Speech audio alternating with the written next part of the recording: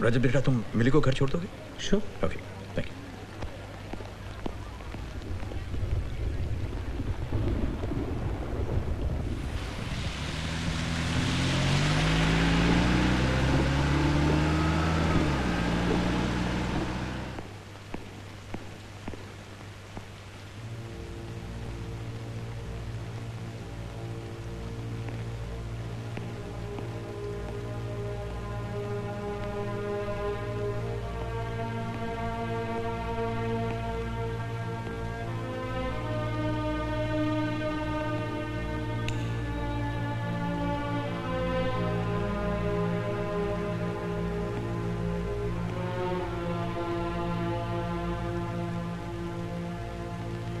रजत का प्रोग्राम कैसा लगा?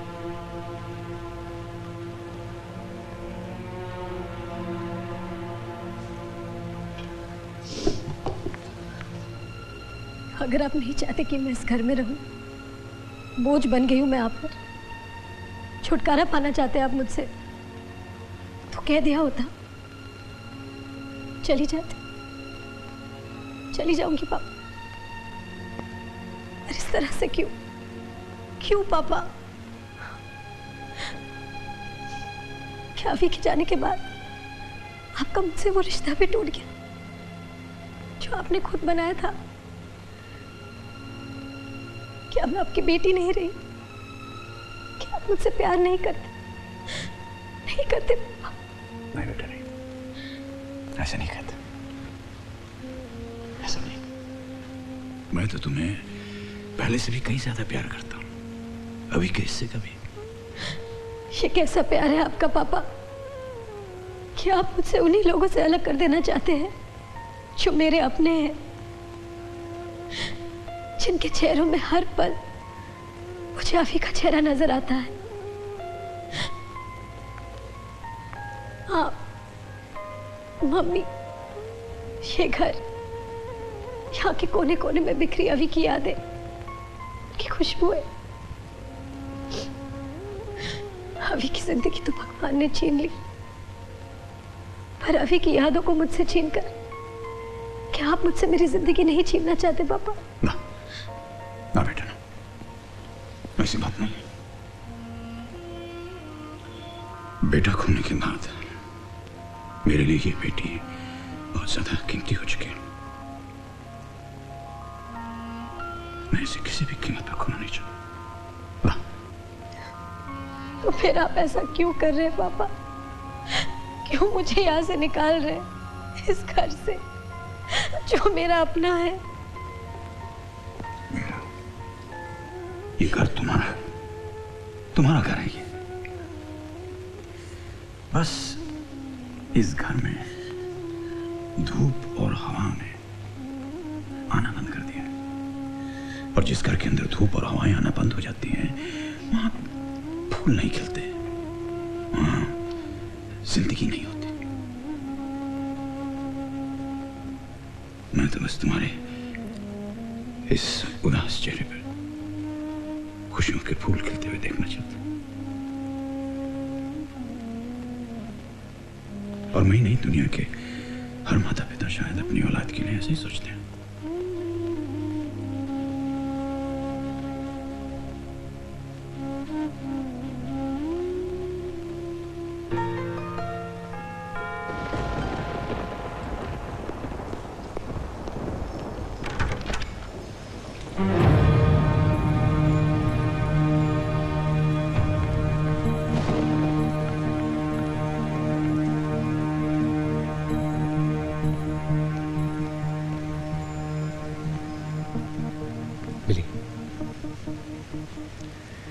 ये तो समझ में आता है कि पापा ने ऐसा क्यों किया। वो मुझे अपनी बेटी मानते हैं, मुझे प्यार करते हैं, मुझे खुश देखना चाहते हैं, लेकिन ये समझ में नहीं आता कि तुमने ऐसा क्यों किया। तुम तो मुझे मुझसे भी ज्यादा समझते हो ना। ये जानते हो कि मैं सिर्फ एक बार प्यार कर सकती हूँ, दोबारा शादी के बारे में सोच भी नहीं सकती। फिर भी तुमने कैसे सोच लिया कि मैं एक बार फिर प्यार करूंगी? मिली, मेरी बात तो सुनो। मेरे लिए जिंदगी में ना प्यार की जगह बदल सकती है ना दोस्ती की। दोनों की जगह अलग अलग है, लेकिन तुमने तो दोस्ती में ही प्यार की मिलावट शुरू कर दी। जब तुम वापस आए तो मुझे लगा मेरा दोस्त वापस आ गया है, लेकिन मैं गलत थी। तुम तो मुझे प्यार और हमदर्दी की भीख देने आए थे। बस बस मिली, बस। मैं तुम्हें भीख में प्यार क्या दूंगा? मैं तो तुमसे प्यार की भीख मांगने आया हूं। मांगना तो तभी से चाहता हूं जब से मैंने प्यार का मतलब समझा। तुम मेरी चाहत, मेरी सबसे बड़ी खुशी थी। लेकिन तुम्हारी खुशी अविनाश था। तुम खुश थी तो मैं खुश था। लेकिन इन हंसती हुई आंखों में जब आंसुओं की बाढ़ आ गई तो मुझसे रहा नहीं गया। मैंने तुम्हारा दुख बांटना चाहा, मुस्कुराहट वापस लानी चाहिए, अपना प्यार देकर, तुम्हारा प्यार पाकर।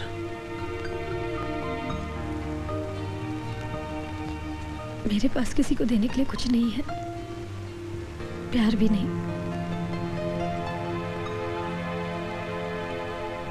पर मेरे पास है इतना कि हम दोनों के लिए काफी हो जाए।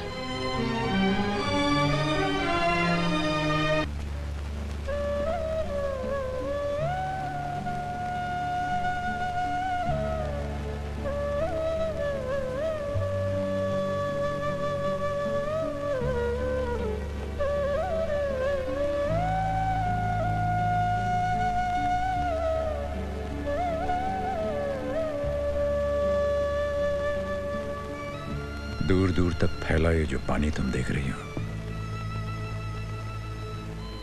ये देखने में तो पानी जैसा लगता है, महसूस करने में पानी जैसा लगता है, पर ये पानी है नहीं, ये खारा है। इससे प्यास नहीं बुझाई जा सकती। तुम्हारी ये जिंदगी भी ऐसी ही है जो देखने में तो जिंदगी जैसी लगती है, महसूस करने में जिंदगी जैसी लगती है। इतना जानती हो तो मुझे गलत क्यों समझती हो? अक्सर खुद को समझने में भी मुश्किल होती है।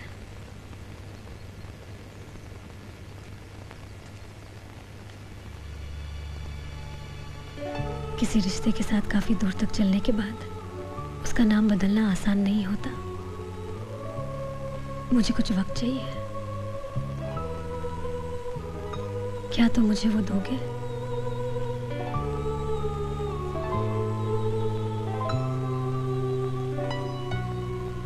प्यार में वक्त की कोई सीमा नहीं होती। कहो तो सारी उम्र दे सकता हूं।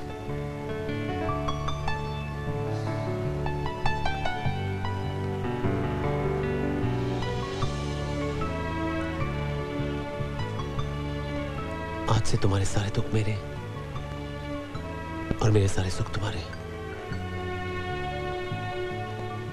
भरोसा है मुझ पर?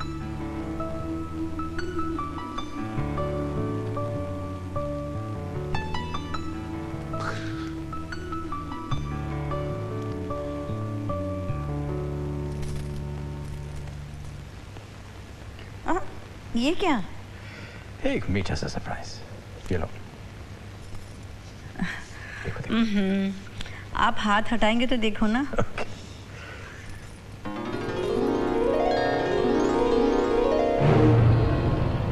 ये कैसा मजाक है? ये मजाक नहीं, सच है। मैं ये शादी नहीं होने दूंगी। ये शादी नहीं हो सकती, हरगिज नहीं। कैसी बातें करती हो शोभना? मिली हमारी बेटी है, उसकी खुशियों के बारे में सोचना हमारी जिम्मेदारी नहीं? और मेरी खुशी की कोई मायने नहीं। अगर मिली ने अपना पति खोया है तो मैंने भी अपना इकलौता बेटा खोया है। अब अपनी आखिरी खुशी, अपना पोता नहीं खो सकती मैं, नहीं। शोभना, तुम बात समझने की कोशिश करो। क्या समझूं? कहिए ना, क्या समझूं? समझने की तो आपको जरूरत है। अगर ये शादी हुई तो मिली के साथ तेरा पोता भी चला जाएगा। ये नहीं होगा। माँ होकर माँ का दर्द नहीं समझ रही हो तुम। जहां माँ रहेगी बेटा तो वहीं रहेगा। मुझे समझा रहे हैं आप माँ का दर्द? उस माँ को जिसने अपने बेटे को अपने खून से सींचा, बड़ा किया और उसे खून में लथपथ उसे अपनी आंखों के सामने जाते भी देखा, हमेशा के लिए खो दिया है। फिर आप ही ने कहा हमारा अभी कहीं नहीं गया, अंश में ही समा गया है। तो उसी में अपने बेटे को ढूंढने की कोशिश करने लगी। जब वो मिल गया है तो आप कह रहे दोबारा उसे खो दो? नहीं, हरगिज नहीं। जिसे तुम खोना कह रही हो अंश के लिए वही पाना भी तो हो सकता है। उसे एक पिता मिलेगा शोभना, पिता, वो भी रजत जैसा, जो उससे बेहद प्यार करता है। बाप का यही प्यार अंश के लिए बहुत जरूरी है बीवी। लेकिन मेरे लिए अंश का होना बहुत जरूरी है। नहीं जी सकती हूँ मैं उसके बगैर, और वो मुझसे दूर कहीं नहीं जाएगा। बीवी,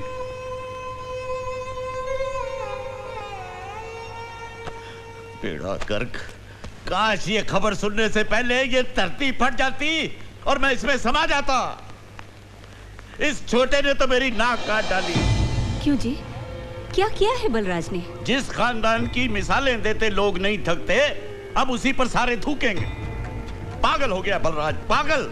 ऐसा ना करो। तुम चुप रहो। अंग्रेजी के 4 अक्षर क्या पढ़ लिए, रिवायतों की उल्टी गंगा बहाने लग पड़ा। विधवा को सुहाग चढ़ाने चला है, मूर्ख। हमारी 7 पुस्तों में ये अनर्थ न कभी हुआ है और न कभी होगा। रिवायतों की सफेद चादर पर मैं बदनामी का एक भी दाग नहीं लगने दूंगा, हरगिज़ नहीं। ये क्या कर रहे हैं? चाचू सीधे साधे आदमी हैं, इसलिए धोखा खा गए। लेकिन मैं देखते ही पहचान गया था कि ये रजत सही बंदा नहीं है। अरे दोस्ती की आड़ में मिली के साथ मिलकर लंबा हाथ मारना चाहता है, और वही हुआ। लेकिन मैं उसके इरादे कामयाब नहीं होने दूंगा। देखता हूँ ये शादी कैसे होती। नमस्ते भाई साहब। बधाई हो। अरे सुनो भैया,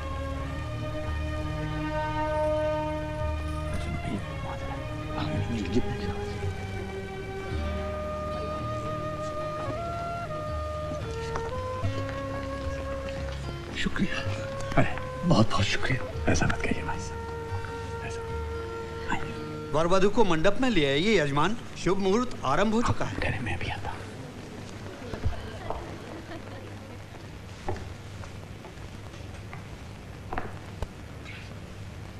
चले बेटे।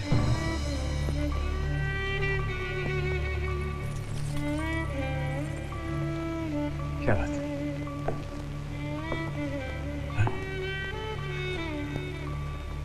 ये सोचकर मेरे कदम आगे नहीं बढ़ रहे पापा कि मेरा घर मुझसे छूटा जा रहा है। मैं अपने पापा को छोड़कर। बेटियों को तो माँ बाप का घर छोड़कर जाना ही पड़ता है, संसार का नियम ही है बेटा। पापा, आपने मुझे बेटी कहा ही नहीं, माना भी है। मंडप में जाने के बाद इस रिश्ते की मोहर भी लग जाएगी, तब शायद मैं वो नहीं कर पाऊंगी जो मैं करना चाहती हूँ। बस एक बार, आखिरी बार मैं आपके पाँव छूना चाहती हूँ, आपके बहू के नाते। नहीं बेटा, नहीं, बेटियां पाँव नहीं छूती।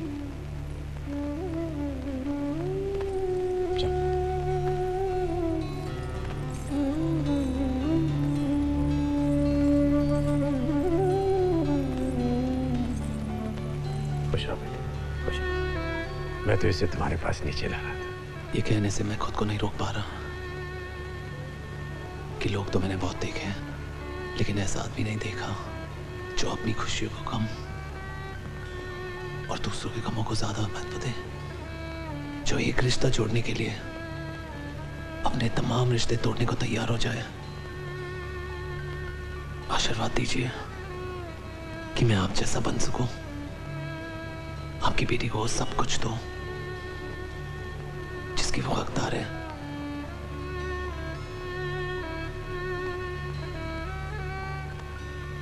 मुझे तुम पर पूरा भरोसा है बेटे।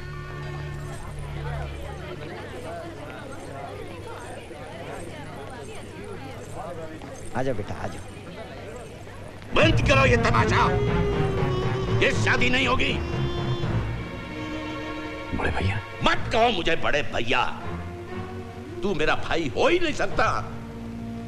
मेरा भाई तो वो था जो मेरी हां पर हां और ना पर ना की मोहर लगाता था, जिसे सीने से लगाकर मुझे यकीन होता था कि वो हमारे खानदान की रवायतों को आगे बढ़ाएगा। पर तूने तो थूक दिया उन पर, आग लगा दी उनमें। अरे तू तो खुद ही देख चुका है परंपराओं को ठुकराने का नतीजा। विधवा की मौजूदगी से बदशुगनी ना फैले इसलिए नहीं लेकर आया था पुष्पा को अभी के ब्याह पर तू नहीं माना, बुलवा ही लिया इसे, और फिर बेटा खोकर उसका अंजाम भी देख लिया। अब आप किसी का मुंह बंद नहीं कर सकते हैं चाचू। अपनी घर की बहू को गैर मर्द को सौंपते हुए आपकी आत्मा ने आपको बिल्कुल धिक्कारा नहीं? शर्म नहीं आई आपको? इनकी आत्मा मर चुकी है भूषी, तभी तो बेटा खोकर आत्मरी हो चुकी मेरी बहन से अब ये पोता छीनकर उसे बिल्कुल ही मार डालना चाहते हैं।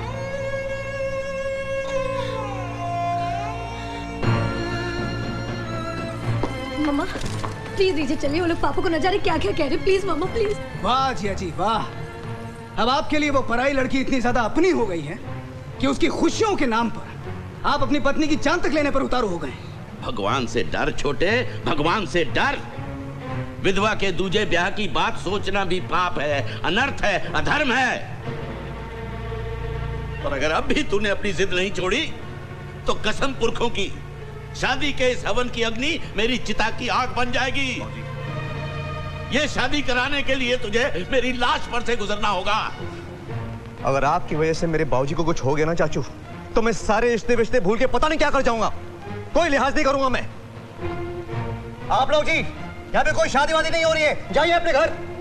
ओए पंडित उठो। बैठिए पंडित जी, बैठिए। और आप लोग भी बैठिए। मेरे हुक्म के ऊपर अपनी जिद रखने की तेरी हिम्मत कैसे हुई? धर्म, समाज, परंपराओं को लात मारकर क्या तू ये साबित करना चाहता है कि तू इन सबसे ऊंचा है, बहुत बड़ा है, भगवान है? नहीं, तू पागल है, पागल।